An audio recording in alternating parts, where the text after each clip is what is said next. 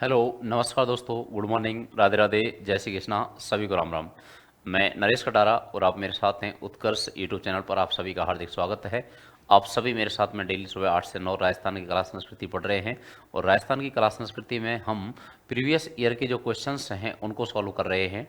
तो यहाँ पर ये डेली सीरीज चल रही है, इसका आप फ़ायदा उठा सकते हैं। परीक्षा की दृष्टि से सभी इंपॉर्टेंट प्रश्न हैं, महत्वपूर्ण प्रश्न हैं। तो आप सभी इससे क्लास से डेली जुड़े रहेंगे मेरे साथ में। तो राजस्थान की कला संस्कृति और उसमें प्रीवियस ईयर के क्वेश्चंस हैं।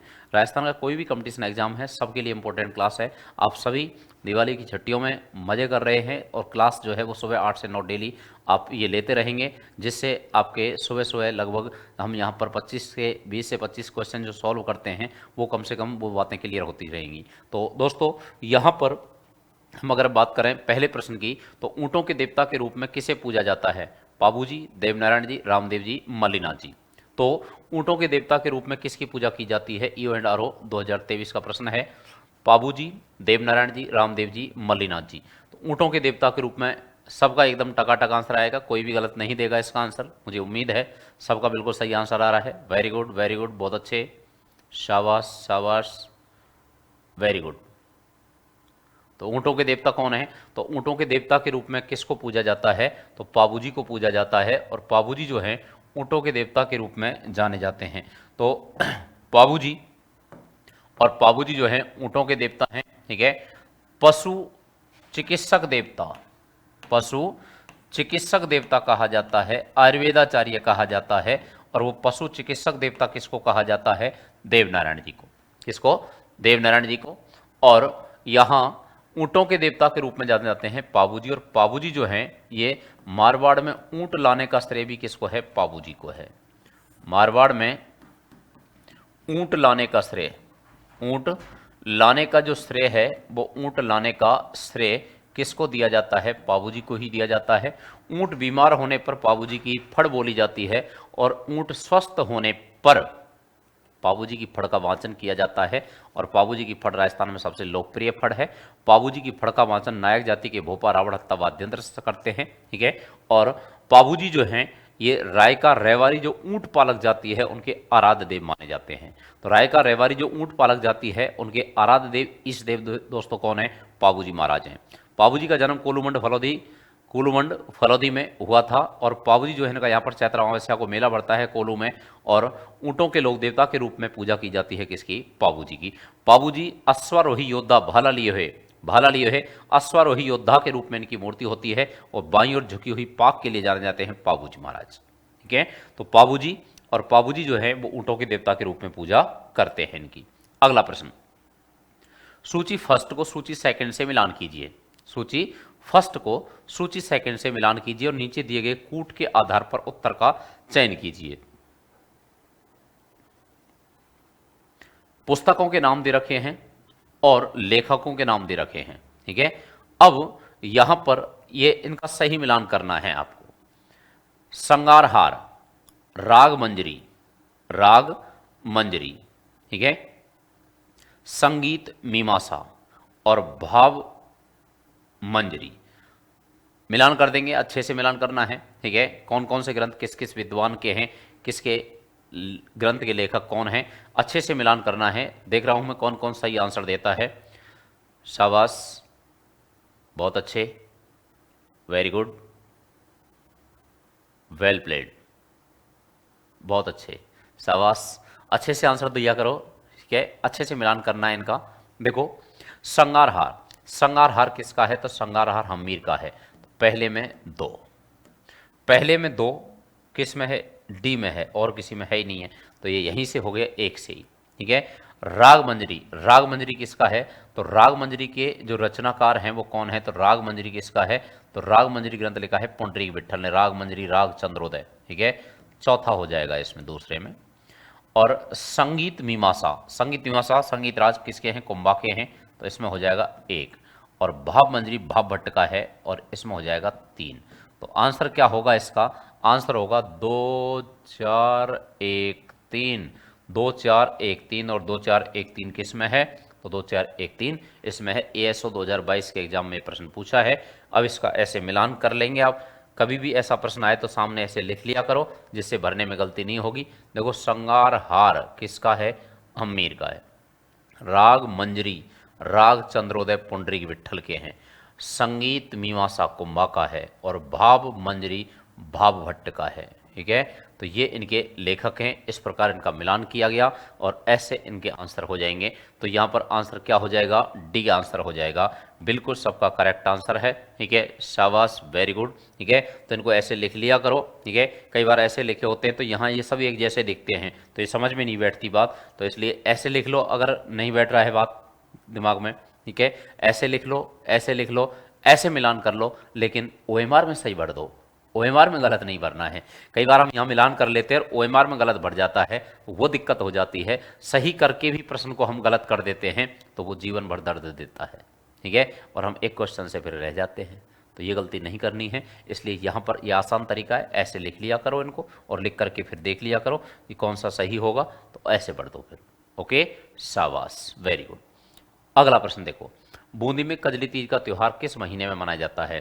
तो कजली तीज, बड़ी तीज, बड़ी तीज भी कहते हैं इसको, इसको बूढ़ी तीज भी कहते हैं। क्या कहते हैं इसको? बूढ़ी तीज भी कहते हैं।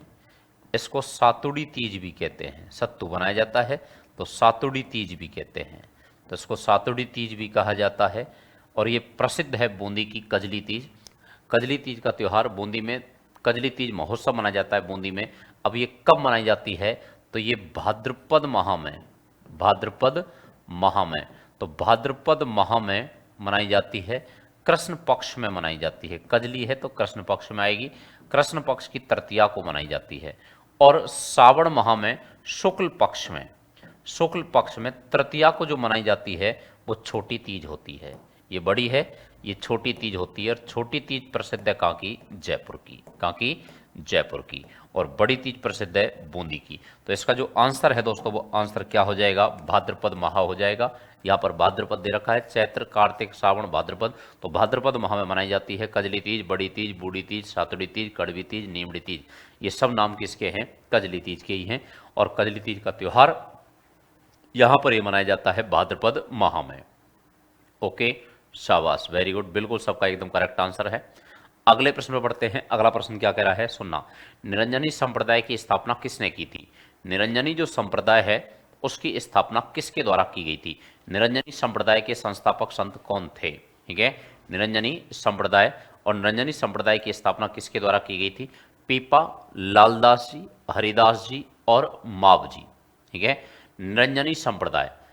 तो अब देखो यहां लालदास जी का तो लालदासी संप्रदाय है, लालदास संप्रदाय जिसकी प्रधान पीठ नंगला कामा में है। ठीक है, और मावजी का निष्कलंकी संप्रदाय है। कौन सा है? निष्कलंकी संप्रदाय है, निष्कलंकी संप्रदाय है। और हरिदास जी इनका निरंजनी संप्रदाय है, संत हरिदास का। और संत हरिदास जो हैं इनके दो ग्रंथ हैं, उनके नाम भी याद रखने हैं, पूछ लिए जाते हैं पेपर में। तो ग्रंथ हैं, निर्गुण धरा के संत हैं, ग्रंथ हैं इनके हरि पुरुष जीरी वाणी, हरि पुरुष जी री वाणी। और एक ग्रंथ है मंत्र राज प्रकाश, मंत्र राज प्रकाश, मंत्र राज प्रकाश और हरि पुरुष जीरी वाणी। ये यहाँ पर हरिदास जो हैं, हरिदास जिनका मूल नाम हरि सिंह सांकला था, जिनको क्या कहते हैं उपनाम? कलियुग का वाल्मीकि, कलियुग का वाल्मीकि कहा जाता है इनको। तो कलियुग का वाल्मीकि के नाम से जाना जाता है। और कलियुग का जो वाल्मीकि है वो कलियुग का वाल्मीकि संत कौन है? हरिदास। और हरिदास जो हैं इन्होंने निरंजनी संप्रदाय इसकी स्थापना की, और निरंजनी संप्रदाय इसकी प्रधान पीठ है गाड़ा गांव नागौर में। ठीक है, और यहाँ कलियुग का वाल्मीकि के उपनाम से जाना जाता है किस संत को? हरिदास जी को, जिनका मूल नाम हरि सिंह सांकला था। प्रारंभिक जीवन इनका डाकू का रहा है और बाद में इन्होंने वो जीवन छोड़ करके फिर यहाँ पर इन्होंने एक संत के रूप में, सन्यासी के रूप में जीवन व्यतीत किया है। और इन्होंने हरि पुरुष जीरी वाणी, मंत्र राज प्रकाश ग्रंथ लिखे हैं। और इनके संत दो प्रकार के होते हैं इस निरंजनी संप्रदाय में। एक तो होते हैं घरवारी, जिनकी घरवारी होती है वो गृहस्थी ठीक है, जीवन व्यतीत करते हैं, और एक होते हैं निहंग। निहंग होते हैं वो सन्यासी होते हैं, और जब ये आपस में मिलते हैं तो इनका अभिवादन होता है अलख निरंजन, हरि निरंजन। तो हरि निरंजन, अलख निरंजन, ये आपस में बोलते हैं, अभिवादन होता है। तो इसका जो आंसर है वो क्या हो जाएगा, संत हरिदास हो जाएगा। संत हरिदास जी का संप्रदाय है निरंजनी संप्रदाय। वेरी गुड, बहुत अच्छे भैया। अगला प्रश्न देखो, मरुवाणी क्या है? जयपुर रेडियो स्टेशन से प्रसारित कार्यक्रम, राजस्थानी भाषा की मासिक पत्रिका, राजस्थानी भाषा का शब्दकोश, और प्रमुख राजस्थानी गीतों का संग्रह। अच्छे से आंसर देना है, सोच समझ करके आंसर देना है, तुक्का नहीं मारना है, ठीक है। ये वीडियो मेंस में आया हुआ प्रश्न है, ठीक है। मरुवाणी क्या है? मरुवाणी क्या है? जयपुर रेडियो स्टेशन से प्रसारित एक कार्यक्रम माना, राजस्थानी भाषा की मासिक पत्रिका, राजस्थानी भाषा की मासिक पत्रिका, ठीक है। अच्छे से आंसर देना है, राजस्थानी भाषा का शब्दकोश और प्रमुख राजस्थानी गीतों का संग्रह। मरुवाणी, अच्छे से आंसर देना है, गलत नहीं देना है। देखता हूं कौन कौन गलत दे रहा है।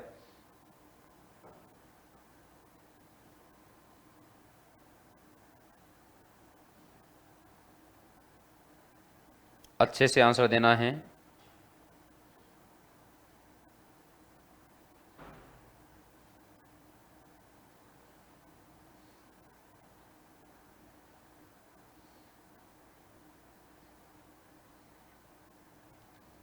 सही आंसर आना चाहिए।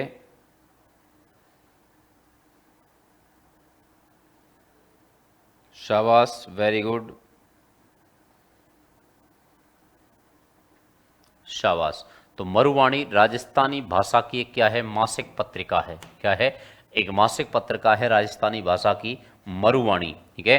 तो मरुवाणी राजस्थानी भाषा की एक मासिक पत्रिका के रूप में इसको जाना जाता है। मासिक पत्रिका है राजस्थानी भाषा की।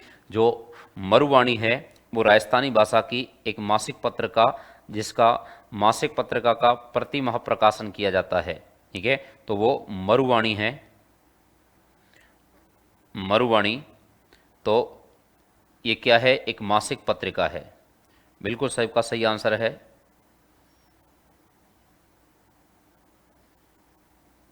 शाबाश,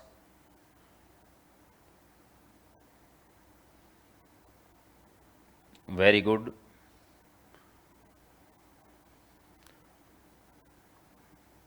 बिल्कुल सही आंसर सभी का।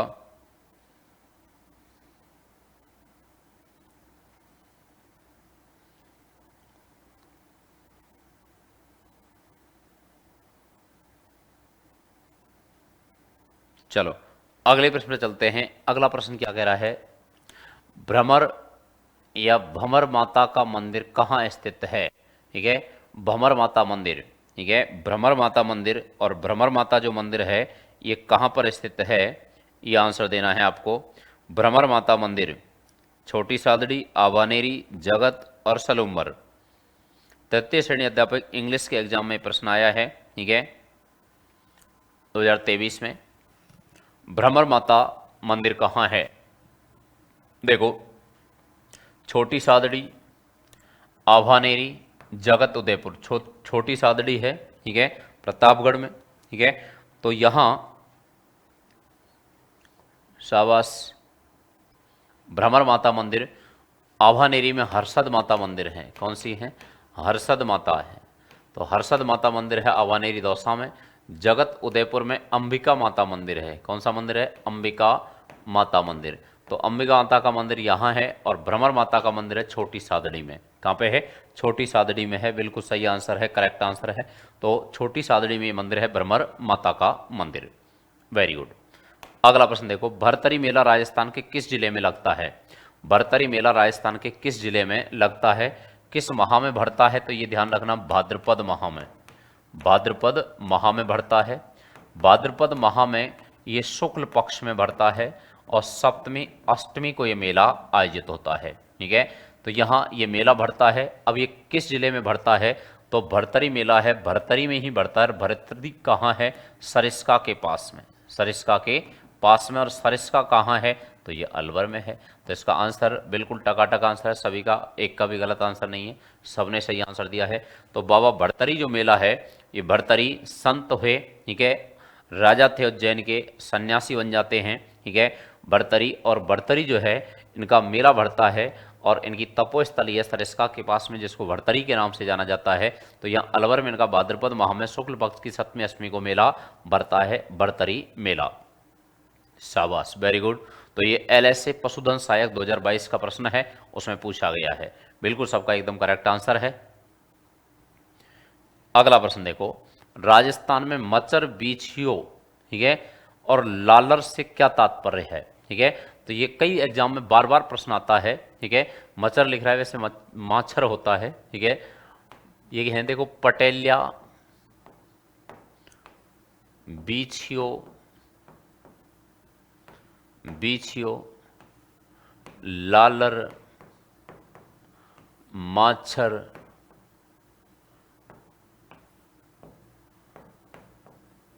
नोखिला,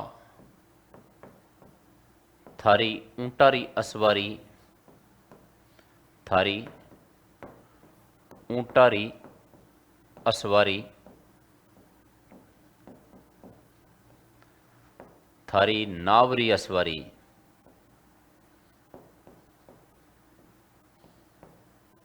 नावरी असवारी। ये सब लोकगीत हैं। क्या हैं ये? लोकगीत हैं। और लोकगीत हैं, ये किसके द्वारा गाए जाते हैं? तो ये यहाँ अगर इनकी हम बात करें तो ये मेवाड़ क्षेत्र में, कहाँ पर? मेवाड़ जो क्षेत्र है वहाँ पर, मेवाड़ का जो पर्वतीय भाग है वहाँ पर भीलों के द्वारा गाए जाते हैं, ठीक है। भीलों द्वारा गाए जाने वाले ये क्या हैं? लोकगीत हैं मेवाड़ क्षेत्र के, जिसमें पटेलिया, बीछू, लालर, माछर, नोखिला, थारी ऊंटारी असवारी, थारी नावरी असवारी। अभी सीटी एग्जाम में भी पूछा था, ठीक है, और यहाँ भी आया है। तो वहाँ पर क्या लिख रहा था? वहाँ लिख रहा था बीछियो, लालर, ठीक है, नोखिला। रीट में भी पूछा था, ठीक है, 2022 में, ठीक है। तो रीट में भी आया है। तो ये प्रश्न बार बार आता है, ध्यान रख लेना। अब इनमें से कोई से भी 2-3 नाम दे देता है, ठीक है। और ये क्या है? लोकगीत हैं, मेवाड़ क्षेत्र में भीलों द्वारा गाए जाते हैं। रीट में क्षेत्र पूछा था, इसका किस क्षेत्र का है? मेवाड़, मारवाड़, हड़ती और शेखावाटी, ऐसे ऑप्शन दिए थे उसमें। तो यहाँ पर ये ध्यान रखना, मेवाड़ में भीलों द्वारा गाए जाने वाले लोकगीत हैं, जिसमें पटेलिया, बीचू, लालर, माछर, ठीक है, नोकिला, थारी ऊंटारी असवारी, थारी नावरी असवारी, ये मेवाड़ क्षेत्र के पर्वतीय भाग में भीलों द्वारा गाए जाने वाले क्या हैं? गीत हैं दोस्तों। अगला प्रश्न देखो, निम्नलिखित में से कौन सा एक नृत्य शहरी जनजाति द्वारा नहीं किया जाता है? झेला, शिकारी, द्विचक्री और बिछुआ, ठीक है। तो ये यहाँ पर शहरी जनजाति के जो नृत्य हैं वो मैंने आपको कई बार बता दिए हैं। शहरी जनजाति के नृत्य कौन कौन से हैं? शिकारी, इंदरपुरी, इंदरपुरी, झेला, बिछवा, लहंगी और सांग। ये सभी नृत्य किसके हैं? तो ये शहरी जनजाति के हैं। किसके हैं? ये शहरिया जनजाति के नृत्य हैं, ठीक है। तो शहरिया जनजाति के नृत्य हैं। तो इसमें झेला भी है, शिकारी भी है और बिछवा भी है। तो द्विचक्री नहीं है, तो आंसर द्विचक्री हो जाएगा। और द्विचक्री किसका है? भीलों का है। किसका है? भीलों का है, ठीक है। भीलों का स्त्री और पुरुष दोनों का नृत्य है। तो स्त्री और पुरुष दोनों भाग लेते हैं इसमें। 2 गोल घेरों में चक्र लगाते हैं, जिसमें पुरुष जो हैं वो बाएं से दाएं और महिला दाएं से बाएं चक्र लगाते हुए नृत्य करते हैं। तो उसमें 2 चक्र बन जाते हैं, इसलिए इसको द्विचक्री नृत्य कहा जाता है। शुभ मांगलिक अवसरों पर किया जाता है, ठीक है। झेला, बिछवा, लहंगी, सांग, इंदरपुरी और शिकारी, ये सब नृत्य किसके हैं? शहरिया जनजाति के नृत्य हैं। तो यहाँ पर शहरी जनजाति द्वारा कौन सा नृत्य नहीं किया जाता है, ये प्रश्न पूछा आपसे। तो द्विचक्री नृत्य है, ये किसके द्वारा किया जाता है? भील स्त्री पुरुषों द्वारा किया जाता है।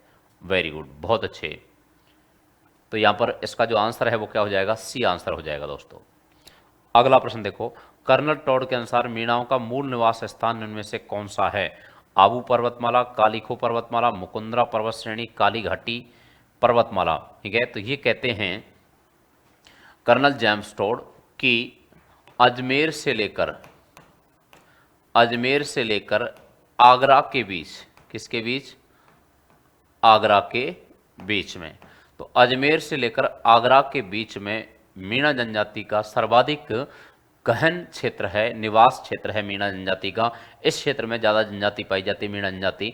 और यहाँ कौन सी पर्वतमाला का उल्लेख करते हैं, तो कर्नल जेम्स टोड ने पर्वतमाला कौन सी बताई है, जल्दी से आंसर दो। शाबाश, very good very good very good very good, बहुत अच्छे, शाबाश, एकदम सही। तो यानी कि ये कहते हैं कि कालीखो पर्वतमाला है, और कालीखो पर्वतमाला है अरावली पर्वत की एक पर्वतमाला है, ठीक है।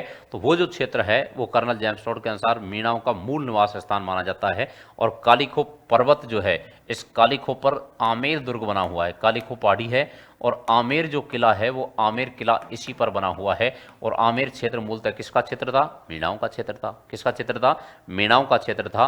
तो यहाँ पर आमेर जो क्षेत्र है यहाँ पर कालीखो पर्वत माला है, ठीक है। और ये मूल क्षेत्र माना जाता है, मूल निवास स्थान माना जाता है किसका, मीणाओं का।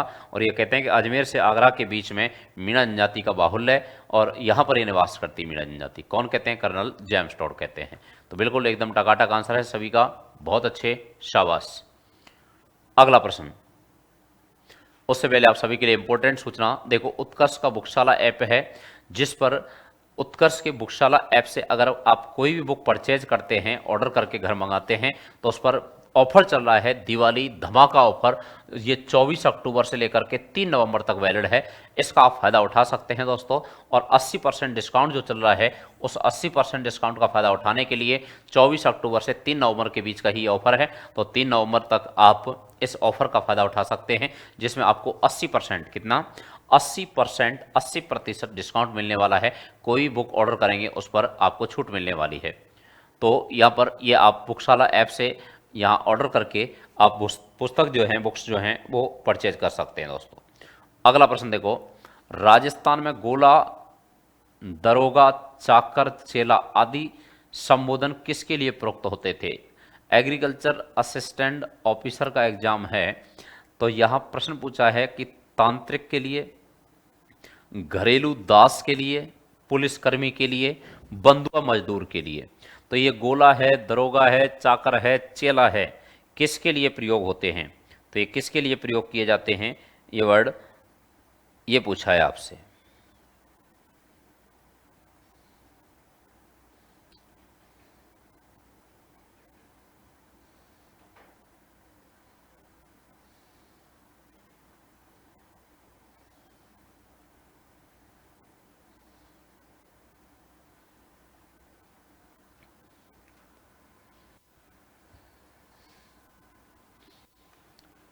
गोला, दरोगा, चाकर, चेला आदि संबोधन किसके लिए प्रयुक्त होते हैं, तांत्रिक के लिए, घरेलू दास के लिए, पुलिसकर्मी के लिए, बंधुआ मजदूर के लिए। तो ये घरेलू दासों के लिए प्रयोग होने वाला शब्द है, ठीक है। घरेलू जो दास होते थे उनके लिए शब्द प्रयोग किया जाता था, ठीक है। और राजस्थान में जब राजतंत्र था उस समय एक दास विभाग होता था, और दास विभाग में दास दासियां होते थे। और उस दास विभाग को किस नाम से जाना जाता था ये भी याद रख लेना आप। तो दास विभाग को दोस्तों क्या कहते थे, राजलोक कहते थे। क्या कहते थे, राजलोक। तो राजलोक क्या था, दास विभाग था रजवाड़ों के समय, ठीक है। तो दास विभाग जिसमें दास दासियां रहते थे उसको राजलोक कहते थे। और यहाँ पर दरोगा, गोला, चाकर, चेला आदि का संबोधन किसके लिए प्रयुक्त होता था, तो ये घरेलू दासों के लिए प्रयुक्त होता था। ओके, शाबाश, वेरी गुड।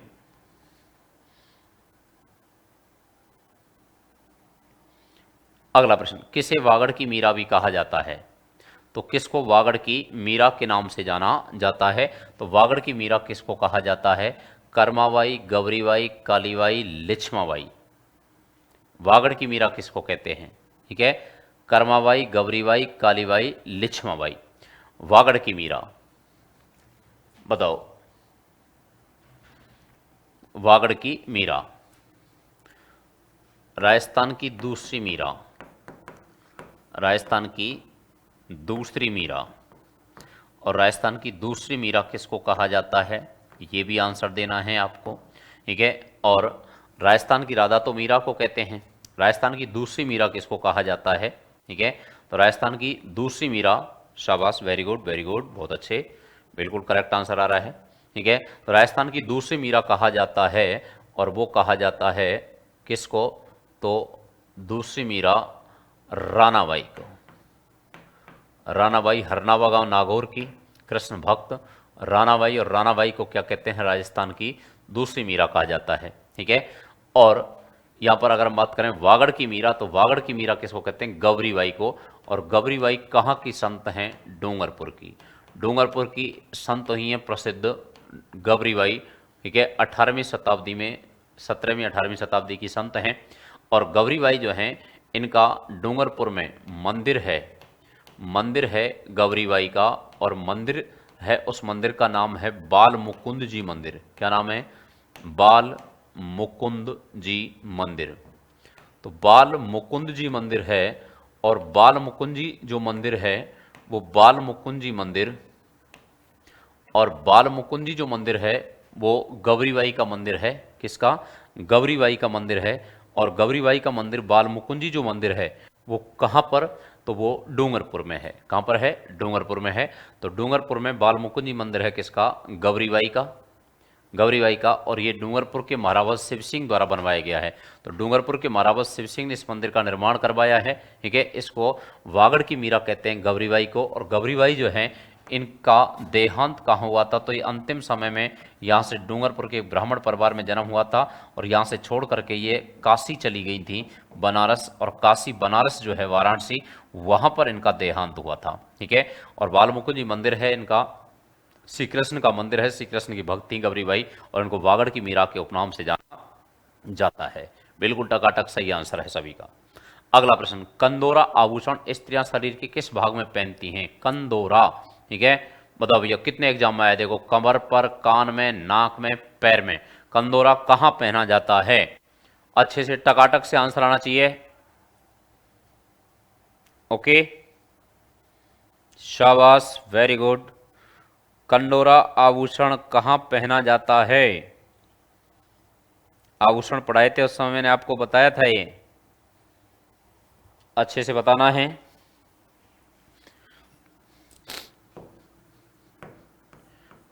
कौंधनी,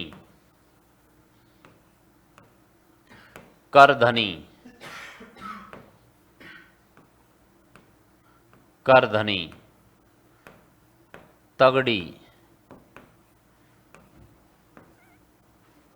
कंदोरा। ठीक है। कौंधनी है, करधनी है, ठीक है, तगड़ी है, कंदोरा है। ये आभूषण सभी दोस्तों किसके हैं, तो ये आभूषण धारण किए जाते हैं किसमें, कमर पे। तो इसका जो आंसर है वो क्या हो गया, कमर। बिल्कुल सही आंसर दिया है सभी ने, टकाटक आंसर आया है। ठीक है। तो कौंधनी है, करधनी है, तगड़ी है, कंडोरा है। ठीक है। तो ये कहाँ धारण किए जाते हैं, कमर पर धारण किए जाने वाले महिलाओं के आभूषण हैं। शाबाश, बहुत एग्जाम्स में प्रश्न पूछा है। देखो अगला प्रश्न, मोठड़े की पगड़ी पहनी जाती है। तो मोठड़े की पगड़ी, मोठड़े की पगड़ी भी है, मोठड़े की साड़ी भी है, मोठड़े की ओढ़नी भी है। क्या है, ओढ़नी भी है। तो मोठड़े की ओढ़नी, पगड़ी और साड़ी तीनों होती हैं। और ये प्रसिद्ध कहाँ की हैं, तो मोठड़े की पगड़ी, ओढ़नी, साड़ी प्रसिद्ध है कहाँ की दोस्तों, जोधपुर की। कहाँ की प्रसिद्ध हैं, जोधपुर की। तो जोधपुर की मोठड़े की पगड़ी, ओढ़नी, साड़ियाँ प्रसिद्ध हैं। ठीक है। और मोठड़े की पगड़ी कब पहनी जाती है, तो मोठड़े की पगड़ी पहनी जाती है विवाह उत्सव पर, होली पर पहनी जाती है फूल पत्ती की छपाई वाली, फूल पत्ती की छपाई वाली। तो फूल पत्ती की छपाई वाली पहनी जाती है।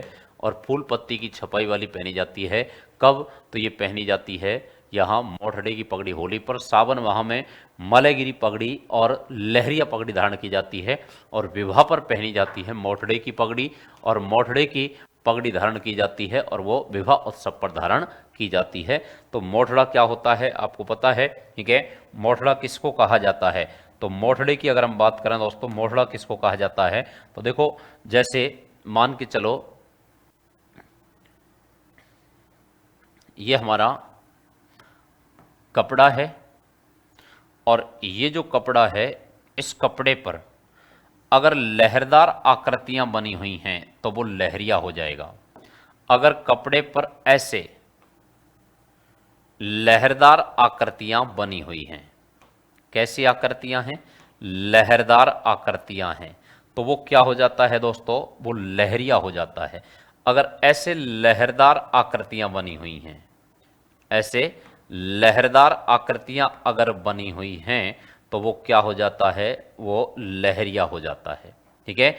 और अगर लहरदार आकृतियां एक दूसरे को काटती हुई बनी हों, लहरदार आकृतियां एक दूसरे को काटती हुई बनी हों, तो उसको क्या कहा जाता है? मोठड़ा कहा जाता है। ठीक है। तो ये लहरदार आकृतियां होंगी, और लहरदार आकृतियां जब होंगी तो वो क्या कहलाएगा? लहरिया कहलाएगा। ठीक है। लहरदार आकृतियां जब होंगी तो वो लहरिया हो जाएगा, और अगर लहरदार आकृतियां एक दूसरे को काटती हुई बनी हो तो वो मोठड़ा कहलाता है। अब यहां पर ये तो लहरदार आकृतियां हो गई। अब इन लहरदार आकृतियों को इधर से ऐसे काटती हुई आकृतियां अगर बनी हैं, ठीक है, इसको काटती हुई आड़ी धारियां इस पर बनी हुई हैं, तो वो क्या हो जाता है? मोठड़ा हो जाता है। क्या हो जाता है दोस्तों? मोठड़ा हो जाता है। ठीक है। तो अब इन लहरदार आकृतियों को अगर काटती हुई आड़ी धारियां इस पर बनी हुई हैं तो वो क्या हो जाता है? मोठड़ा हो जाता है। ठीक है। तो ऐसे ये मोठड़ा होता है। ठीक है। और अगर इसको आड़ी नहीं काट रही हैं धारियां तो वो क्या हो जाएगा? लहरिया हो जाएगा। तो ये मोठड़ा है। ठीक है। और मोठड़े कहाँ के प्रसिद्ध हैं? जोधपुर के। तो इसको हम मोठड़ा कहते हैं। ये मोठड़ा होता है। समझ गए? शाबाश, वेरी गुड। अगला प्रश्न, विजय स्तंभ के बारे में अधोलिखित कथनों को पढ़िए। विजय स्तंभ के बारे में, ठीक है, पढ़िए, और फिर इसमें कथन जो हैं, ठीक है, कथन जो है वो क्या कह रहे हैं कि ये 9 मंजिला स्तंभ है। बिल्कुल सही है। यह मंडन इसका मुख्य वास्तुकार था, ये बात गलत है। मंडन इसके वास्तुकार नहीं है। तो इसमें कौन सा आंसर सही हो जाएगा? तो केवल एक सही हो जाएगा। ठीक है। तो इसके वास्तुकार मंडन नहीं है। तो आंसर क्या होगा?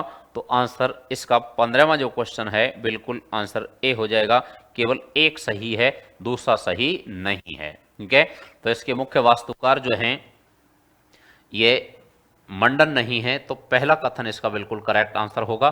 ठीक है। अब इसके वास्तुकार जो हैं वो आपको कमेंट्स में आंसर देना है। ठीक है। कमेंट्स में लिख करके आंसर देना, इसमें नहीं, लाइव में नहीं, आपको कमेंट्स में लिख करके बाद में क्लास होने के बाद में जो कमेंट्स बॉक्स है उसमें आंसर देना है। कौन कौन विद्यार्थी देंगे मैं देखता हूं कि विजय स्तंभ के वास्तुकार कौन थे। ठीक है। यह आंसर आपको देना है। और विजय स्तंभ जो है इसको बनने में लगभग 90 लाख की लागत आई थी। उस समय 9 मंजिला भवन है, ऊपरी 3 मंजिल लकड़ी की हैं। कुंभा ने मालवा विजय के उपलक्ष्य में बनवाया है। 1440 में नींव रखी है, 1442 में निर्माण कार्य शुरू हुआ है, 48 में इसका निर्माण कार्य पूर्ण हुआ है। 122.9 मीटर ऊंचाई है इसकी, और ये जो है लगभग 157 इसमें क्या है? टोटल सीढ़ियां भी हैं। ठीक है। तो विजय स्तंभ राजस्थान पुलिस और राजस्थान माध्यमिक शिक्षा बोर्ड का प्रतीक चिन्ह है। कुंभा ने इसका निर्माण करवाया है। अब इसके वास्तुकार कौन थे वो आपको लिख करके कमेंट्स में भेजना है। राजस्थान की पहली इमारत है जिस पर डाक टिकट जारी हुआ था, और इस पर डाक टिकट जारी हुआ था दोस्तों कब? तो इस पर डाक टिकट जारी हुआ था, डाक टिकट जारी हुआ था इस पर, और डाक टिकट जारी हुआ था 15 अगस्त 1949 को। तो राजस्थान की ऐसी पहली इमारत है जिस पर डाक टिकट जारी हुआ था। ठीक है। कमेंट्स बॉक्स में लिख करके आंसर सेंड करना है। ठीक है। मैं नहीं बताऊंगा, आपको कमेंट्स बॉक्स में लिख करके सेंड करना है इसका। ठीक है। ये आपको दिवाली का होमवर्क है। ओके, शाबाश। अगला प्रश्न देखो, उससे पहले आप सभी के लिए इंपॉर्टेंट सूचना, दिवाली धमाका ऑफर है उत्कर्ष बुकशाला ऐप पर। सभी जो पुस्तक हैं उन पर आप 80% तक का यहां पर डिस्काउंट चल रहा है, उसका फायदा उठा सकते हैं। और दोस्तों ये कब से कब तक है? तो ये 24 अक्टूबर से 3 नवंबर तक है। बुकशाला ऐप से कोई भी पुस्तक ऑर्डर करें और घर बैठे बुक मंगाएं और उस पर छूट पाएं। कितने परसेंट? तो छूट मिलेगी आपको 80%। कितनी? 80% तक। तुलजा भवानी मंदिर कहां स्थित है? राजसमंद, बारा, नाडोल, चित्तौड़गढ़। ठीक है। तुलजा भवानी हैं, मराठों की कुल देवी हैं, मराठों की कुल देवी हैं। तो मराठों की कुल देवी हैं, तुलजा भवानी मंदिर है। और तुलजा भवानी मंदिर, इसका निर्माण किसने करवाया है? तो इसका निर्माण जो करवाया दोस्तों, वो निर्माण करवाया है किसने? बनवीर ने। किसने? बनवीर ने। तो बनवीर इसके निर्माता हैं, बनवीर ने ये मंदिर बनवाया है। और ये कहाँ बना हुआ है? चित्तौड़गढ़ दुर्ग में बना हुआ है। कहाँ पे है? चित्तौड़गढ़ में है तुलजा भवानी। बिल्कुल सबका एकदम करेक्ट आंसर है, सही आंसर है, टकाटक आंसर है। तुलजा भवानी मंदिर कहाँ स्थित है? तो तुलजा भवानी मंदिर है चित्तौड़गढ़ में। कहाँ पर है? चित्तौड़गढ़ में है। ओके, शाबाश, वेरी गुड, बहुत अच्छे भैया, बिल्कुल एकदम अच्छा आंसर सभी का।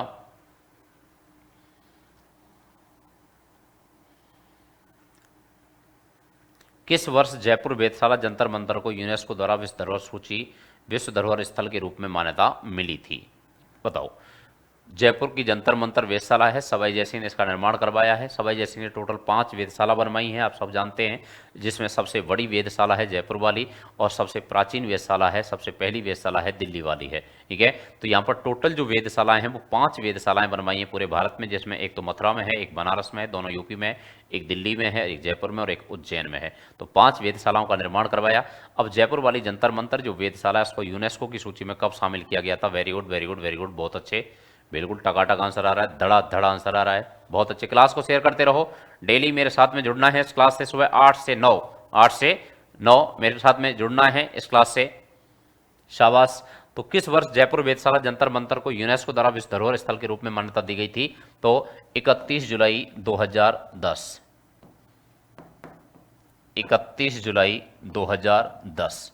तो 31 जुलाई 2010 को यूनेस्को की विश्व धरोहर सूची में शामिल किया गया। जयपुर परकोटे के अंदर है, और जयपुर परकोटे को कब शामिल किया गया था? ये आप आंसर दो जल्दी से। जयपुर परकोटा, जयपुर जो परकोटा है उसको यूनेस्को की विश्व धरोहर सूची में कब शामिल किया गया था?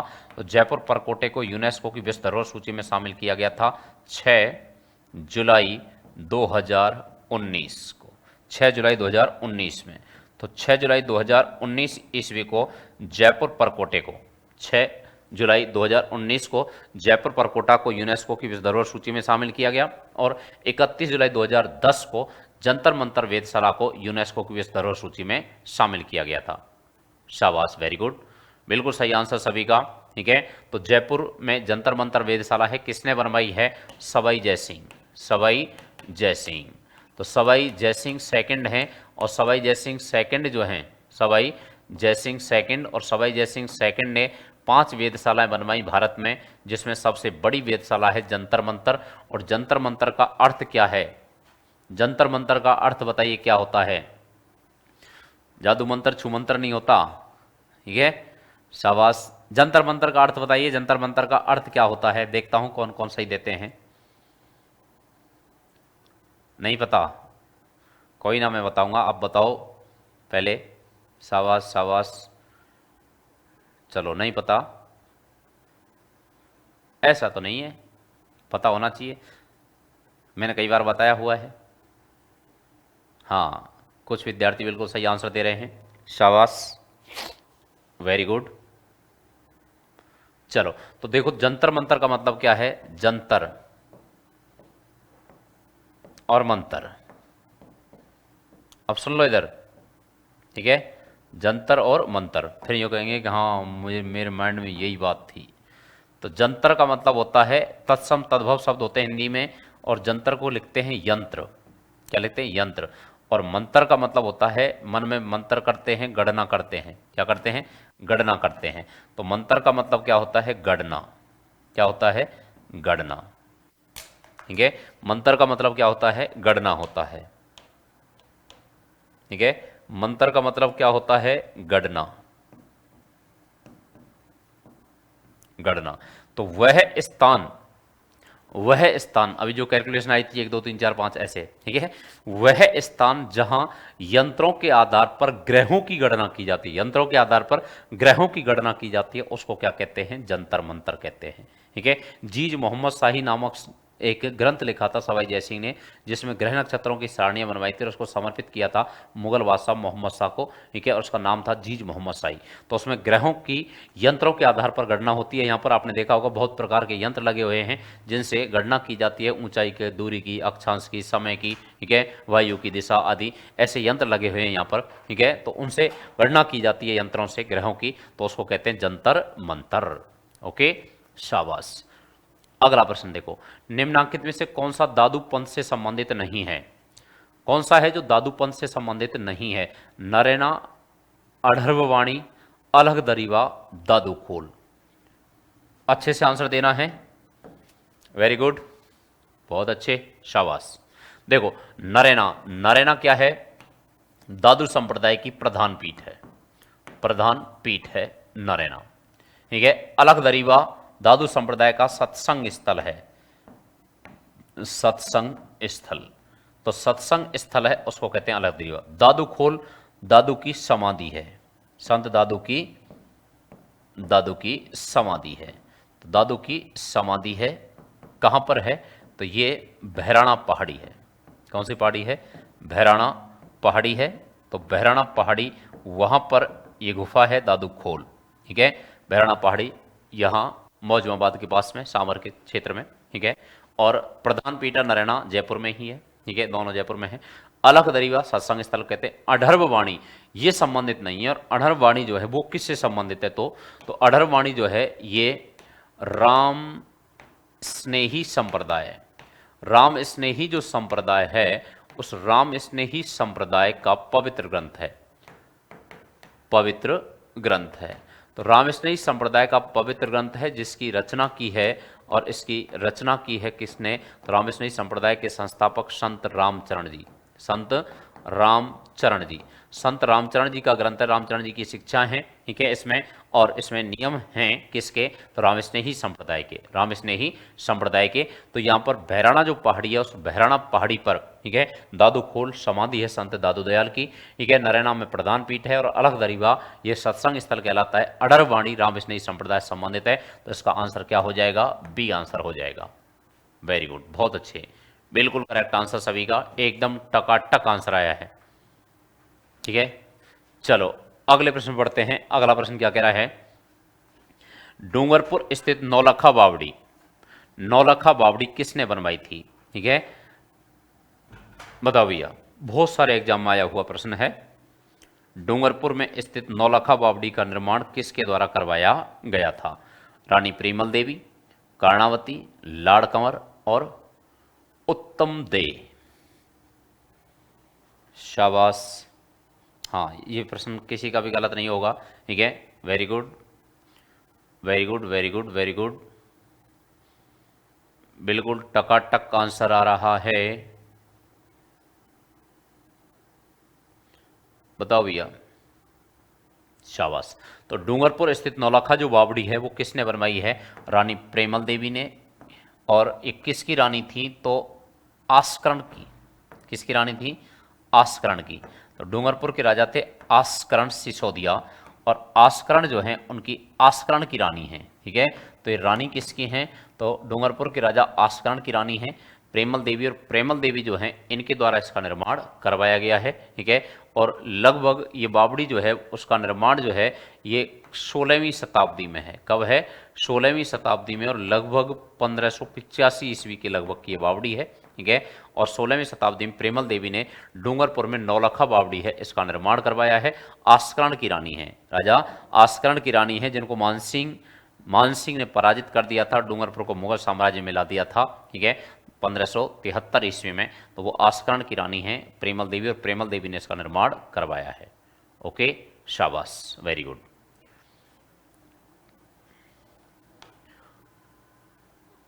देखो उत्कर्ष ऐप के सभी टेस्ट सीरीज पर, उत्कर्ष ऐप की जितनी भी टेस्ट सीरीज हैं उन पर आपके लिए खतरनाक ऑफर है, जिसमें आप 90% तक डिस्काउंट मिल रहा है। आपको दिवाली धमाका ऑफर 24 अक्टूबर से लेकर के 3 नवंबर तक है, और इसमें 90% तक की छूट है। कितने परसेंट? देखो दोस्तों, टेस्ट सीरीज में, टेस्ट सीरीज बहुत जरूरी है, इंपॉर्टेंट है टेस्ट सीरीज, टेस्ट सीरीज जरूर ज्वाइन करें। तो टेस्ट सीरीज जो है, टेस्ट सीरीज पर 90% का डिस्काउंट है। ठीक है, ऑनलाइन कोर्सेज के साथ साथ टेस्ट सीरीज पर भी 90% का डिस्काउंट चल रहा है। ठीक है, और इसको आप 3 नवंबर तक इसको परचेज कर सकते हैं। टेस्ट सीरीज को कोई भी आप कंपटीशन तैयारी कर रहे हैं उसकी कोई भी टेस्ट सीरीज जो है अगर आप ज्वाइन करते हैं तो वहां पर आपको कितनी परसेंट छूट मिलने वाली है? 90% का डिस्काउंट है। तो इस ऑफर का दोस्तों आप फायदा उठा सकते हैं। शाबाश। अगला, चांद बावड़ी आभानेरी किस जिले में स्थित है? बताओ भैया, चांद बावड़ी आभानेरी किस जिले में स्थित है? कितने सारे एग्जाम में आया हुआ है, दौसा, भरतपुर, बाड़मेर, प्रतापगढ़। ठीक है, तो चांद बावड़ी है कहां पे? आभानेरी में। कहां पर है भैया? आभानेरी में। तो आभानेरी है, और आभानेरी जो है यहां पर चांद बावड़ी बनी हुई है, और आभानेरी की ये जो चांद बावड़ी है, ठीक है, चांद बावड़ी ये आभानेरी में है, और आभानेरी कहाँ पर है? दौसा में है। कहाँ पर है? दौसा में है। तो यहाँ चांद बावड़ी बनी हुई है। अब ये चांद बावड़ी आभानेरी की जो चांद बावड़ी है दौसा आभानेरी में, ये जो बावड़ी है ये प्रतिहार कालीन बावड़ी है। प्रतिहार कालीन बावड़ी है। एक चंद नामक या चांद नामक यहाँ निकुंभ थे, ठीक है, उनके द्वारा इसका निर्माण करवाया गया था। प्रतिहार कालीन बावड़ी है, चांद बावड़ी। इसको तिलस्मी बावड़ी भी कहते हैं, स्थापत्य के कारण इसको तिलस्मी बावड़ी भी कहा जाता है। तो तिलस्मी बावड़ी है, और तिलस्मी बावड़ी जो है ये कहा जाता है राजस्थान की सबसे कलात्मक बावड़ी मानी जाती है। कैसी? कलात्मक बावड़ी मानी जाती है। तो राजस्थान की सबसे कलात्मक बावड़ी है ये, ठीक है, तिलस्मी बावड़ी है, कलात्मक बावड़ी माना जाता है। और अब आप मुझे बताइए इसमें कितनी मंजिल हैं, कितने मंजिल की ये बावड़ी है, ठीक है, कमेंट्स करके बताइए कितने मंजिल की बावड़ी है, मंजिल कितनी है इसमें, जल्दी से बताइए कितने मंजिल की बावड़ी मानी जाती है। आलूदा, भांडारेज और आभानेरी, ये तीनों बावड़ी ऐसा भी माना जाता है कि आपस में सुरंग से जुड़ी हुई हैं, ठीक है। और यहाँ ये कहाँ पर है? तो दौसा में है। कहाँ पर है? दौसा में है। तो दौसा में बावड़ी है चांद बावड़ी आभानेरी, ठीक है। आभानेरी किस जिले में स्थित है? दौसा में है, ठीक है। तो यहाँ पर प्रतिहार कालीन बावड़ी है, कितने मंजिल की है? जल्दी से आंसर दो, उल्टा सीधा मत लिखो यार। कोई कुछ लिख रहा है, कोई 12 है, कोई 10, कोई 15 है, कोई 20, ऐसे थोड़ी। शाबाश। तो कितने मंजिल की बावड़ी है? 13 मंजिला बावड़ी है। कितने मंजिल की है? 13 मंजिल की बावड़ी है, ठीक है। तो 13 मंजिल है इसमें, 13 मंजिल की बावड़ी है, कलात्मक बावड़ी है। और बावड़ी आप जानते हैं किसको कहते हैं? सीढ़ीदार कुआं होता है, ठीक है, नीचे उतरने के लिए सीढ़ियां होती हैं। शाबाश। अगला खतरनाक ऑफर, ट्रिपल धमाका ऑफर। देखो दीपावली का उत्कर्ष का ट्रिपल धमाका ऑफर है, बेहतरीन ऑफर है, इसका भी आप फायदा उठा सकते हैं। और ये ऑफर भी कब तक वैलिड है? 3 नवंबर तक है। तो 3 नवंबर तक, 24 अक्टूबर से लेकर के 3 नवंबर तक, ठीक है, 10 दिन के ये ऑफर है। और 10 दिन तक आप कोई भी 24 अक्टूबर से लेकर के 3 नवंबर तक उत्कर्ष के ऑनलाइन जितने भी कोर्सेज हैं उन सभी पर आपको ट्रिपल धमाका ऑफर मिल रहा है, जिसमें ट्रिपल धमाका में 3 चीज क्या क्या है बेहतरीन, तो आपको बता देता हूं, इधर सुन लेना। 90% तक का तो डिस्काउंट मिलेगा, पहला ऑफर, ठीक है। कोई भी आप ऑनलाइन कोर्स खरीदेंगे उस पर 90% का डिस्काउंट, साथ में वैलिडिटी जो होगी उसमें 3 मंथ की एक्स्ट्रा वैलिडिटी और मिलेगी। तो दूसरा ऑफर कि 3 मंथ की एक्स्ट्रा वैलिडिटी। और तीसरा ऑफर क्या है कि आप कोई भी क्लासरूम कोर्स लाइव वाला अगर ज्वाइन करते हैं, लाइव फ्रॉम क्लासरूम कोर्स कोई भी आप ले रहे हैं, तो उसमें रिकॉर्डेड कोर्स आपको फ्री मिलेगा। रिकॉर्डेड कोर्स आपको फ्री मिलेगा। 3 ऑफर हो गए। देखो रिकॉर्डेड कोर्स ले लो आप, रिकॉर्डेड जब कोर्स ले लिया आपने तो 90% डिस्काउंट में मिल गया, ठीक है। अब 90% डिस्काउंट, पहला ऑफर तो ये मिल गया। अब इस रिकॉर्डेड जो कोर्स आप live from classroom batch, live from classroom batch ले लिया आपने।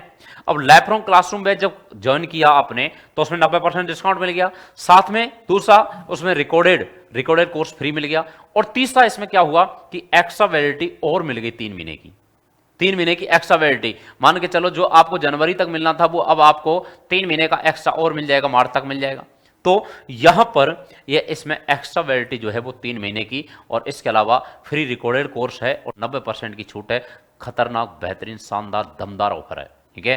ट्रिपल धमाका ऑफर है, खतरनाक, शानदार और दमदार, ठीक है। खतरनाक, शानदार, दमदार ऑफर है, ठीक है। और वो ऑफर है ट्रिपल धमाका ऑफर दीपावली का, इसका फायदा उठा सकते हैं आप, ठीक है। Very good.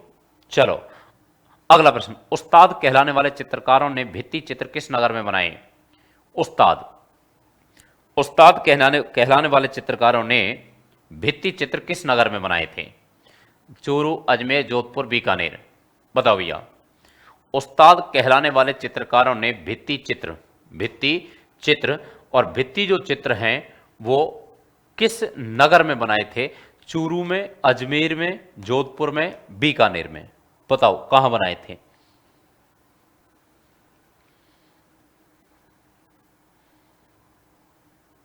शाबाश,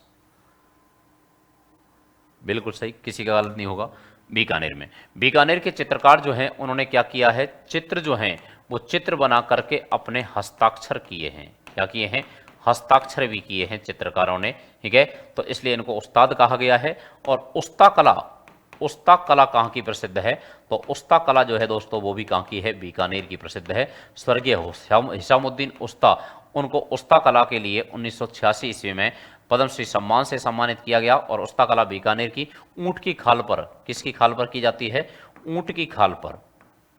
ऊंट की जो खाल होती है उस ऊंट की खाल पर सोने का सूक्ष्म चित्रांकन होता है।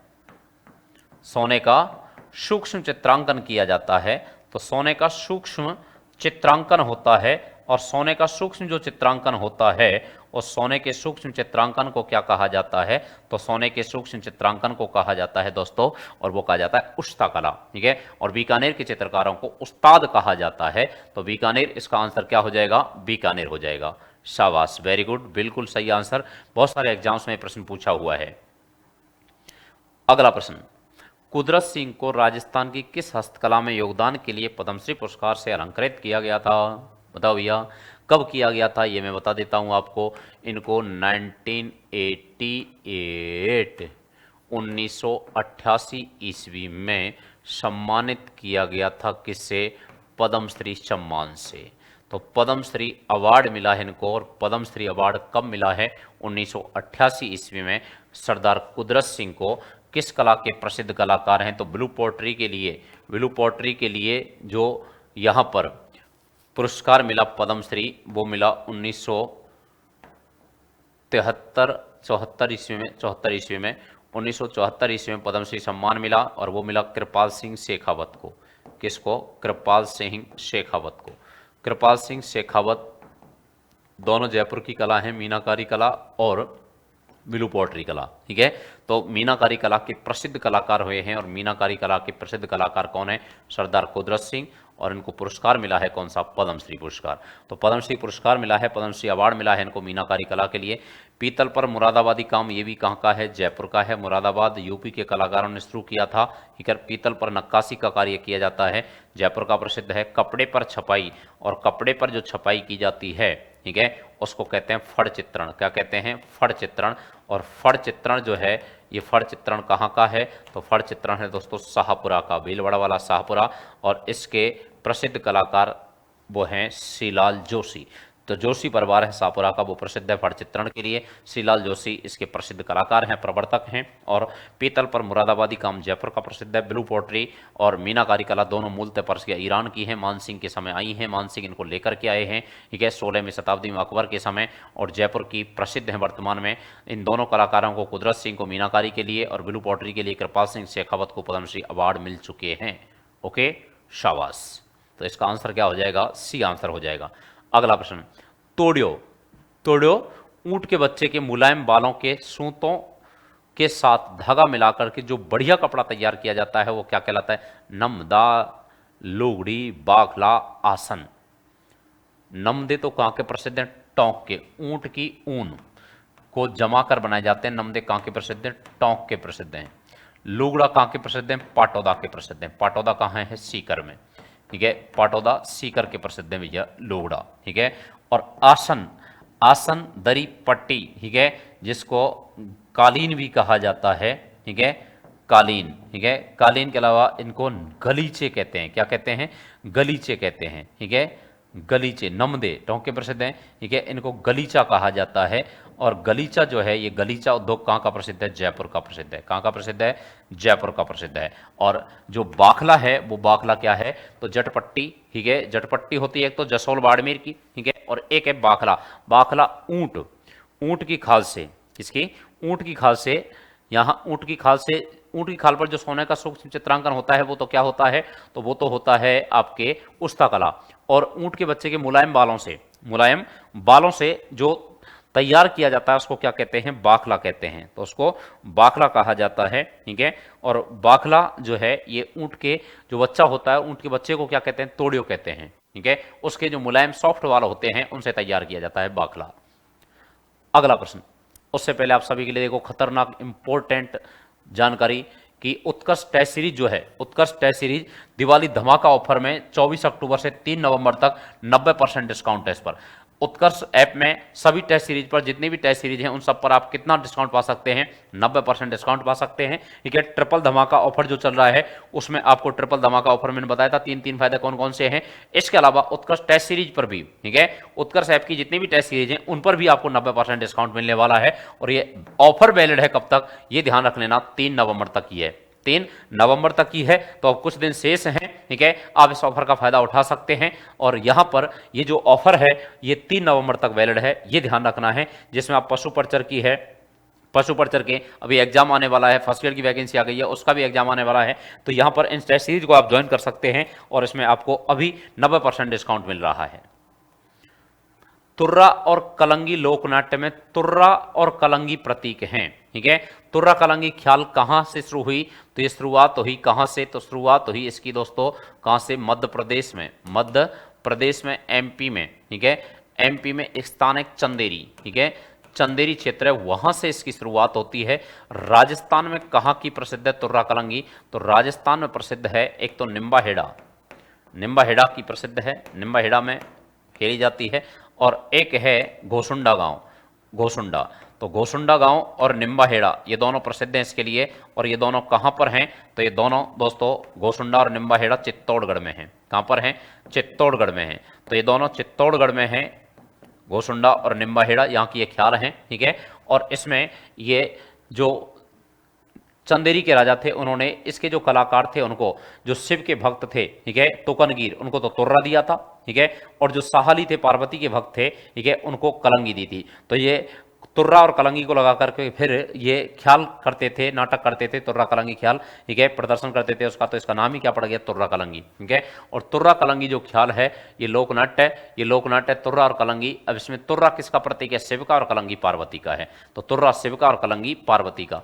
तुर्रा शिव का प्रतीक है, शिव का प्रतीक है। ये तुर्रा वाले भगवा रंग का झंडा होता है इनका, इनका झंडा कैसा होता है? भगवा। और पार्वती ये कलंगी, कलंगी। ठीक है, कलंगी वाले और कलंगी वाले, पार्वती वाले, उनका झंडा कैसा होता है? हरे रंग का होता है। ठीक है, हरा झंडा होता है, इनका भगवा झंडा होता है। ठीक है, तो हरे झंडे वाले कलंगी के, पार्वती के प्रतीक हैं, और ये शिव का प्रतीक है, तुर्रा और कलंगी।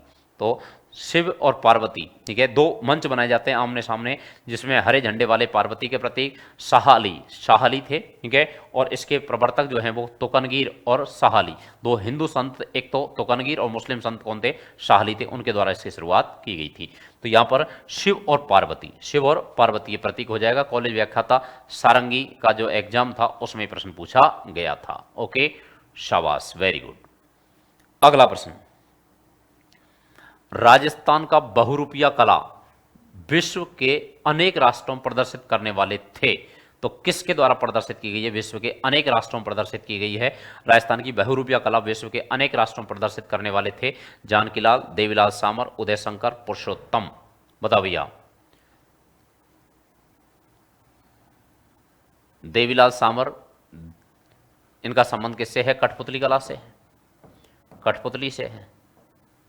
ठीक है, पुरुषोत्तम का संबंध है यहाँ अगर हम देखें तो पखावज वादन से, पखावज वादन से है। पखावज के प्रसिद्ध वादक हैं पखावज वादन। ठीक है, और जानकीलाल भांड, जानकीलाल भांड हैं, और जानकीलाल भांड हैं, इनको राजस्थान का मंकी मैन कहते हैं, राजस्थान का मंकी मैन के नाम से जाना जाता है दोस्तों। ठीक है, और इनको 2024 में, ध्यान से लेना, 2024 में भारत सरकार ने सम्मान दिया है, पद्मश्री सम्मान। तो इनको पद्मश्री अवार्ड मिला है जानकीलाल भांड को। विभिन्न प्रकार के रूप धारण करके बहुरूपिया जो कला है, ठीक है, उसको विश्व के अनेक राष्ट्रों में प्रदर्शित किया है। किसने? जानकीलाल भांड ने। भीलवाड़ा निवासी हैं जानकीलाल भांड। राजस्थान का मंकी मैन के नाम से इनको जाना जाता है। तो राजस्थान का क्या कहते हैं दोस्तों? इनको मंकी मैन कहा जाता है। और ये यहाँ पर राजस्थान का मंकी मैन बहुरूपिया कला जानकीलाल भांड की है। तो ये दोस्तों हमने 25% राजस्थान के प्रीवियस ईयर के क्वेश्चंस के एग्जाम में जो आए हुए प्रश्न हैं उनके हमने सॉल्व किए हैं एमसीक्यू के माध्यम से। पूरी डिटेल में इनकी हमने बातें की हैं। डेली आप मेरे साथ में जुड़े रहेंगे क्लास से। क्लास डेली सुबह 8 से 9 होती है दोस्तों। आप सभी को दीपावली के इस महान पावन पर्व की सभी को, आपको और आपके परिवार को मेरी तरफ से, मेरे परिवार की तरफ से, उत्कर्ष की तरफ से हार्दिक शुभकामनाएं। आपका त्यौहार एकदम मंगलमय हो, अच्छा तरीके से, एकदम शानदार तरीके से त्यौहार मनाएं, और दीपावली की जो खुशियां हैं वो परिवार के साथ में, दोस्तों मित्रों के साथ में आप खुशियां बांटें। धन्यवाद दोस्तों। जय हिंद, जय भारत, जय जय राजस्थान।